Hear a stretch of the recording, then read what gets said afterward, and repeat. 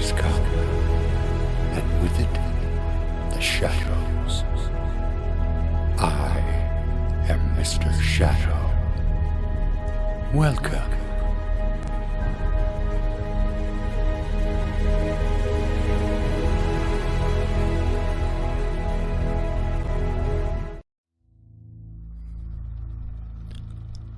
The Lurking Fear. Part 1. The Shadow on the Chimney.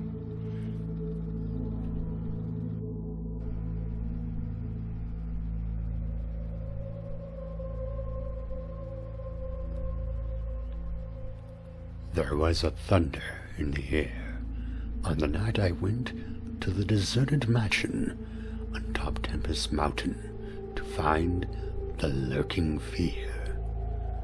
I was not alone, for foolhardiness was not then mixed with that love of the grotesque and the terrible, which has made my career a series of quests for strange horrors in literature and in life.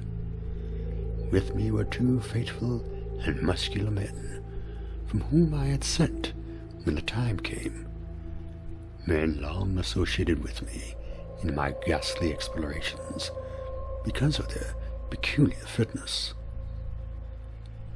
We had started quietly from the village because of the reporters who still lingered about after the eldritch panic of a month before, the nightmare creeping death.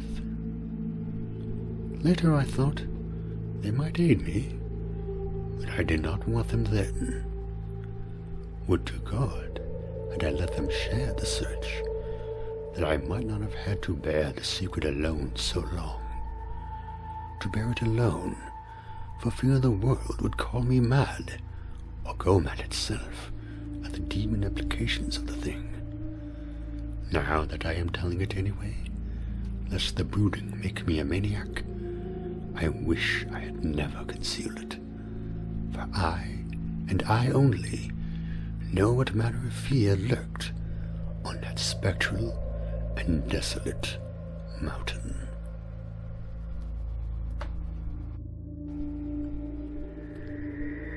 In a small motor car, we covered the miles of primeval forest and hill until the wooded accent checked it.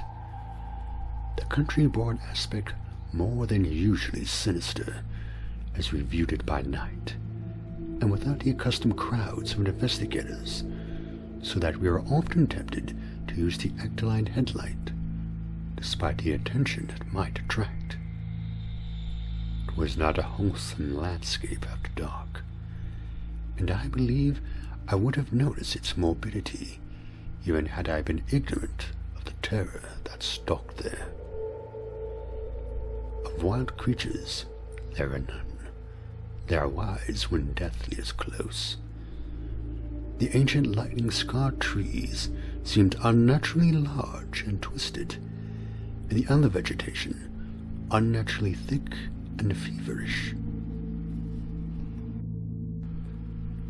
while curious mounds and hummocks in the weedy, fulgurite-pitted earth reminded me of snakes, and dead men's skulls swelled to gigantic proportions. Fear had lurked on Tempest Mountain for more than a century. This I learned at once from newspaper accounts of the catastrophe which first brought the region to the world's notice. The place is a remote, lonely elevation in that part of the Catskills where Dutch civilization once feebly and transiently penetrated, leaving behind as it receded only a few ruined mansions and a degenerate squatter population, inhabiting pitiful hamlets on isolated slopes. Normal beings seldom visited the locality till the state police were formed, and even now only infrequent troopers patrol it. The fear, however, is an old tradition throughout the neighboring villages, since it is a prime topic in the simple discourse of the poor mongrels, who sometimes leave their valleys to trade hand-woven baskets for such primitive necessities as they cannot shoot, raise, or make.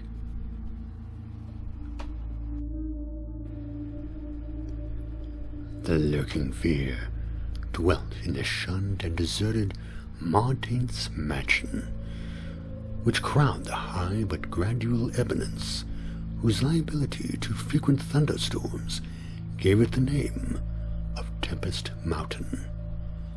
For over 100 years, the antique grove-circled stone house had been the subject of stories incredibly wild and monstrously hideous. Stories of a silent, colossal, creeping death which stalked abroad in summer.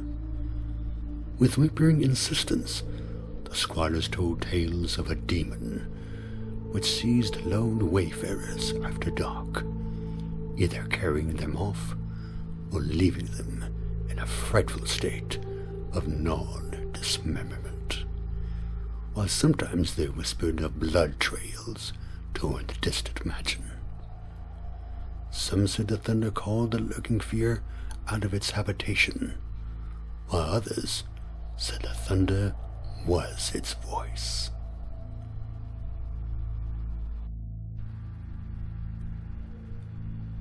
No one outside the backwoods had believed these varying and conflicting stories, with their incoherent, extravagant descriptions of the half-glimpsed fiend. Yet not a farmer or villager doubted that the monetized mansion was ghoulishly haunted. Local history forbade such a doubt, although no ghostly evidence was ever found by such investigators as had visited the building after some especially vivid tale of the squatters. Grandmothers told strange myths of the monetized spectre, myths concerning the monetized family itself, its queer hereditary dissimilarity of eyes, its long, unnatural annals, and the murder which had cursed it.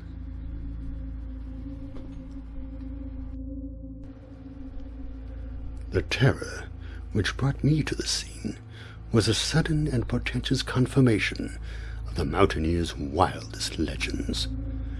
One summer night, after a thunderstorm of unprecedented violence, the countryside was aroused by a squatter stampede which no mere delusion could create. The pitiful throngs of natives shrieked and whined of the unnameable horror which had descended upon them, and they were not doubted. They had not seen it, but had heard such cries from one of their hamlets that they knew a creeping death had come. In the morning, citizens and state troopers followed the shuddering mountaineers to the place where they said the death had come. Death was indeed there. The ground under one of the squatters' villages had caved in after a lightning stroke, destroying several of the Malador shanties. But upon this property damage was superimposed an organic devastation which paled it to insignificance. Of a possible 75 natives who had inhabited this spot, not one living specimen was visible. The disordered earth was covered with blood and human debris, bespeaking too vividly the ravages of demon teeth and talons. Yet no visible trail led away from the carnage. That some hideous animal must be the cause, everyone quickly agreed, nor did any tongue now revive the charge that such cryptic deaths formed merely the sordid murders common in decadent communities. That charge was revived only when about 25 of the estimated population were found missing from the dead, and even then it was hard to explain the number of 50 by half that number. But the fact remained that on a summer night a bolt had come out of the heavens and left a dead village whose corpses were horribly mangled, chewed, and clawed.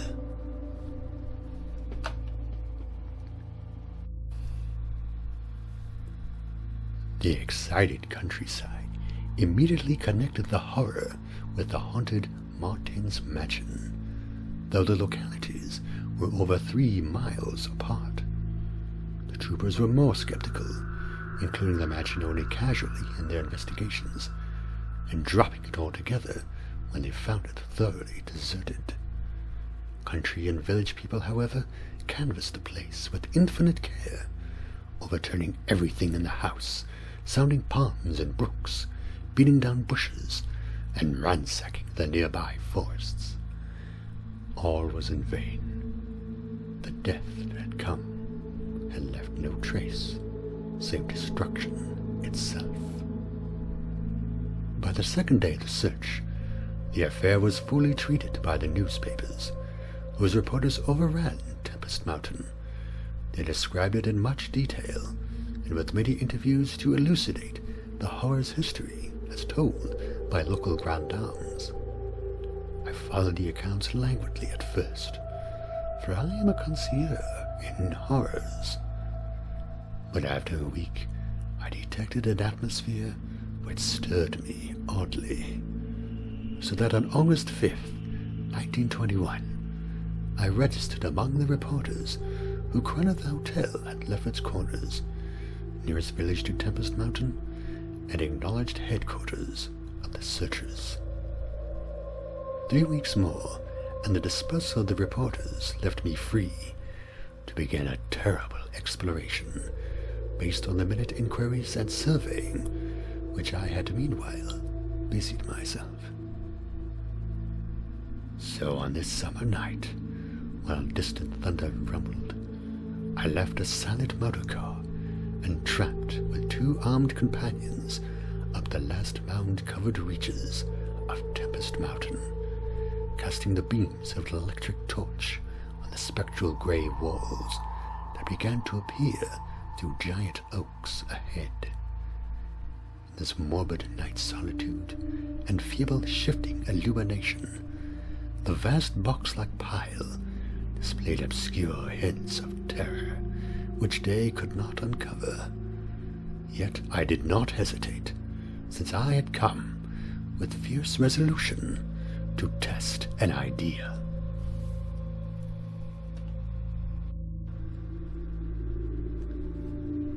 I believe the thunder called the death demon out of some fearsome secret place, and being that demon's solid entity of vaporous pestilence, I meant to see it. I had thoroughly searched the ruin before, hence knew my plan well, choosing as the seat of my vigil the old room of Jan Martins, whose murder loomed so great in the rural legends. I felt subtly that the apartment of this ancient victim was best for my purposes. The chamber, measuring about 20 feet square, contained, like the other rooms, some rubbish which had once been furniture. It lay on the 2nd story on the southeast corner of the house, and had an immense east window and narrow south window, both devoid of panes or shutters.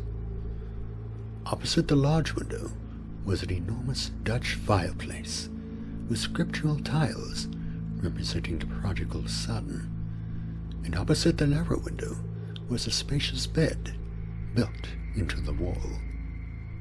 As the tree-muffled thunder grew louder, I arranged my plan's details.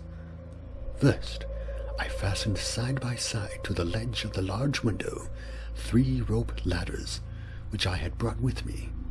I knew they reached a suitable spot on the grass outside, for I had tested them.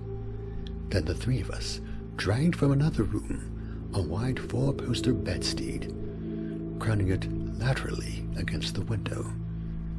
Having strewn it with fir boughs, all now rested on it with drawn automatics, 2 relaxing while the 3rd watched.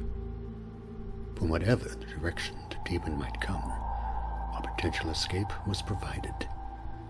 If it came from within the house, we had the window ladders. If from outside, the door and the stairs. We did not think, judging from precedent, that it would pursue us far, even at worst. I watched from midnight to 1 o'clock, when in spite of the sinister house, the unprotected window, and the approaching thunder and lightning, I felt singularly drowsy. I was between my two companions, George Bennett, being toward the window, and William Toby, toward the fireplace. Bennett was asleep, having apparently felt the same anomalous drowsiness which affected me, so I designated Toby for the next watch, although even he was nodding. It is curious how intently I had been watching that fireplace.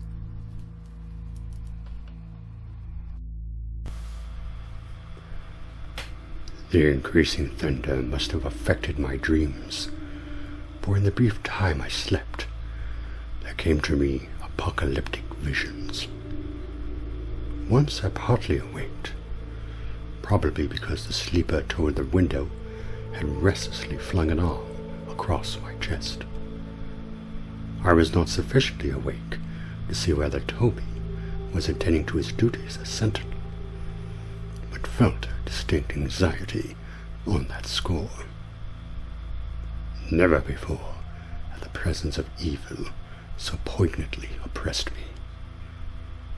Later I must have dropped asleep again, for it was out of a phantasmal chaos that my mind leaped when the night grew hideous with shrieks beyond anything in my former experience or imagination. In that shrieking, the inmost soul of human fear and agony clawed hopelessly and insanely at the ebony gates of oblivion. I awoke to red madness and the mockery of diabolism, as farther and farther down inconceivable vistas that phobic and crystalline anguish retreated and reverberated. There was no light, but I knew from the empty space at my right that Toby was gone. God alone knew whither. Across my chest still lay the heavy arm of the sleeper at my left. Then came the devastating stroke of lightning which shook the whole mountain, lit the darkest crypts of the Hurry Grove, and splitted the patriarch of the twisted trees. In the demon flash of a monstrous fireball, the sleeper started up suddenly, while the glare from beyond the window threw his shadow vividly upon the chimney above the fireplace, from which my eyes had never strayed. That I am still alive and sane is a marvel I cannot fathom. I cannot fathom it, for the shadow on that chimney was not that of George Bennett or of any other human creature, but a blasphemous abnormality from hell's nethermost craters, a nameless, shapeless abomination which no mind could fully grasp, and no pen even partly describe. In another second, I was alone in the accursed mansion, shivering and gibbering. George Bennett and William Toby had left no trace, not even a struggle. They were never heard of again.